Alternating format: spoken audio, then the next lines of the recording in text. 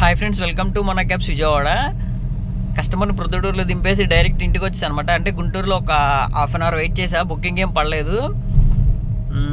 ర్యాపిడోలో పడింది విజయవాడకి. బట్ కాకపోతే 6 మెంబర్స్ ఉన్నారు, అడ్జస్ట్ అవుతామన్నారు. నేనే వద్దని చెప్పి వచ్చేసా.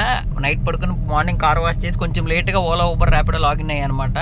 లాగిన్ అవగానే బెంచ్ సర్కిల్ ఎంటీగా వెళ్ళిపోయిన తర్వాత రేపల్లి పడింది. కస్టమర్కి బాగా తక్కువ చూపించింది. నేను సపరేట్ అమౌంట్ మాట్లాడుకుని డ్రాప్కి వచ్చాను. ఒక్క సింగిల్ పర్సనే అనమాట. ఇది పెనుమూడి బ్రిడ్జి. ప్రజెంట్ అయితే కస్టమర్ని రేపల్లో దింపేసి రిటర్న్ అయిపోయాను. ఇంటికి వెళ్ళిపోయి ఫ్రెష్ అయిన తర్వాత తినేసి నైట్ బయలుదేరుతా. మళ్ళీ చూడాలి. ఒక కస్టమర్ కాల్ చేసి పొదిలి అప్ అండ్ డౌన్ ఉంది, ఎంత తీసుకుంటా అని చెప్పారు.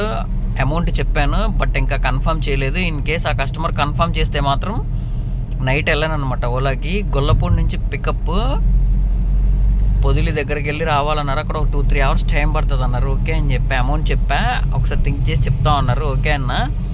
కస్టమర్ కాల్ చేసి పొదిలి వెళ్ళాలి రేపు మార్నింగ్ అంటేనేమో నైట్ ఓలా ఊబర్ ర్యాపిడోకి వెళ్ళను అనమాట. లేదు, కస్టమర్ కాల్ చేయకపోతే మాత్రం ఖచ్చితంగా వెళ్తా.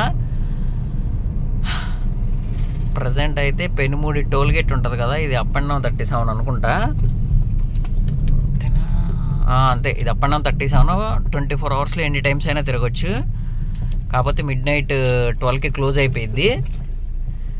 ఈరోజైతే ఇంకా ఇది ఒకటే అనమాట drop. Thank you watching my video. Please like చేయండి, షేర్ చేయండి, సబ్స్క్రైబ్ చేయండి. Thank you to all.